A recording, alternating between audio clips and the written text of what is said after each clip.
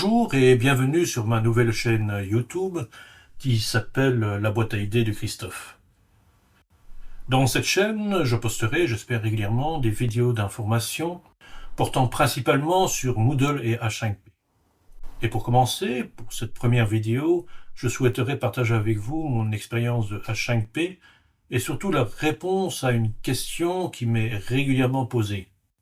Pourquoi est-il fortement déconseillé d'utiliser H5P pour des examens et pour des tests sommatifs en général? La réponse technique que j'ai à ce moment-là, c'est que l'ensemble du processus de correction d'une activité H5P prend place du côté client. Autrement dit, toutes les informations nécessaires à cette correction, en ce y compris les réponses correctes, sont chargées dans la mémoire du navigateur. Bon, c'est une réponse qui est techniquement tout à fait correcte, mais j'admets que pour beaucoup de monde, elle est un peu trop abstraite. C'est pourquoi je vais concrétiser cette réponse et vous en faire la démonstration ici. Et pour cela, nous allons nous diriger vers le site de H5P, qui s'appelle h5p.org,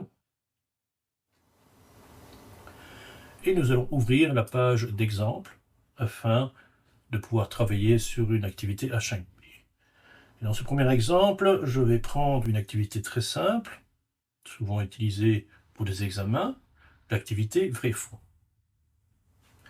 Voilà, vous connaissez l'activité vrai-faux, un titre, une image d'illustration, une question et les réponses oui ou non qui sont générées automatiquement par le package H5P.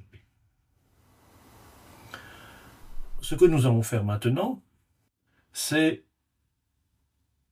ouvrir la console, qui est un des instruments développeurs mis à disposition dans n'importe quel browser, que ce soit Firefox, comme c'est le cas ici, Chrome,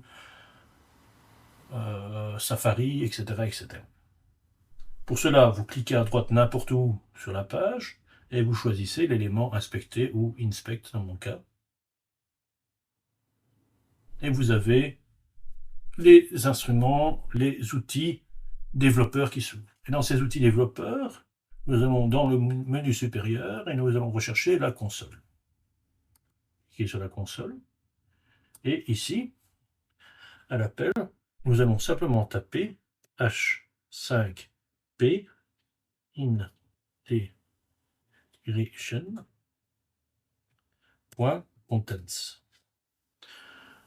L'orthographe doit être respectée, la casse également. Donc, veillez à ce que les majuscules restent des majuscules. Et nous cliquons sur la touche Retour. Vous voyez qu'un objet a été cherché en mémoire. Vous cliquez sur la petite flèche pour le déployer, et vous cliquez une seconde fois pour déployer le second niveau. Et c'est ici que nous retrouvons ce qui nous intéresse, à savoir le JSON Content. La propriété JSON Content, dans laquelle vous allez retrouver du code JSON, qui est une manière de structurer une banque de données texte. Et en parcourant rapidement, vous pouvez voir, dans la propriété question, nous avons la question qui a été posée. Maintenant, pour retrouver la réponse, nous devons chercher, non pas la propriété question, mais la propriété correcte. Vous pouvez copier l'ensemble de l'objet et le coller dans un éditeur de texte ou dans un éditeur de code pour le lire plus facilement. Nous allons le faire directement ici dans notre navigateur. Et quand nous parcourons rapidement les différentes propriétés existantes, nous avons ici la propriété média, nous avons différentes propriétés librairie, et nous avons un peu plus loin la propriété correcte, ici. Et si nous regardons la réponse correcte c'est vrai.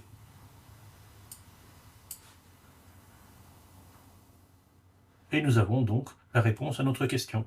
Pour vous prouver que ce n'est pas un pur hasard, nous allons prendre l'activité H5P suivante, qui est également un vrai-faux. Ici, une simple question sans images d'illustration. Est-ce que Canberra est la plus large cité d'Australie? Non, ce n'est pas le cas en l'occurrence. Nous avons deux réponses possibles. Nous repassons dans notre console. Nous devons retaper H5P intégration, mais je suis un peu feignant. Je clique flèche vers le haut et automatiquement il va me rechercher la ligne que j'avais tapée précédemment. Appuie sur la touche retour. Nous déployons notre objet, premier niveau, deuxième niveau de déploiement, et nous retrouvons ici notre JSON Content. Et nous avons de la chance dans ce cas-ci. Voilà. La réponse est la première propriété que vous pouvez trouver à l'intérieur de JSON Content.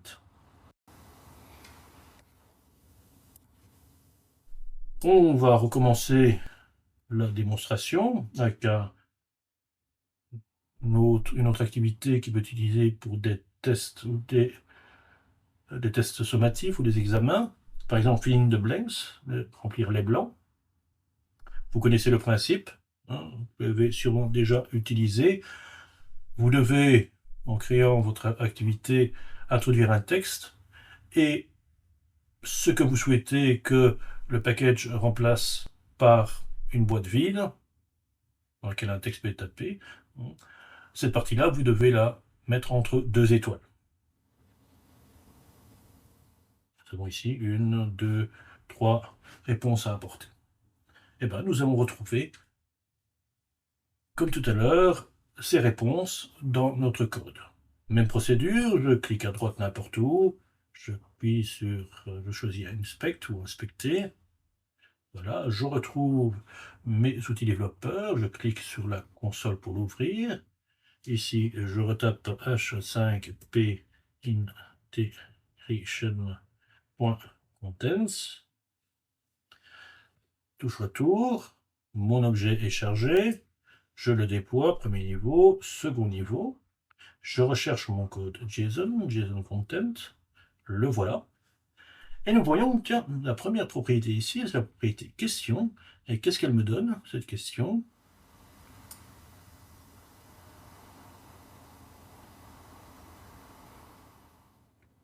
Voilà.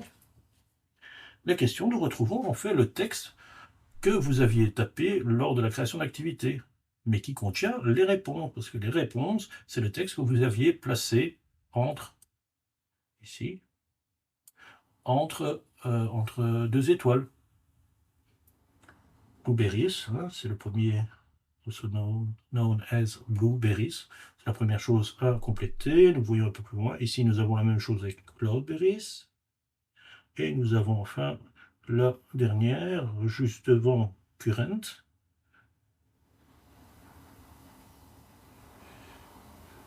Voilà, ici, nous avons la troisième réponse, black. Donc, ce qui démontre, encore une fois, que les réponses aux questions posées peuvent être trouvées en mémoire de votre navigateur. Donc, je trouve personnellement que H5P est une technologie absolument formidable, et je l'utilise d'ailleurs journellement dans les formations que je donne, mais cette technologie a été créée pour apporter de l'interactivité à vos formations, pas pour créer des examens, pas pour créer des tests sommatifs. Voilà, j'espère que vous avez appris quelque chose. Je vous remercie pour votre attention et à bientôt.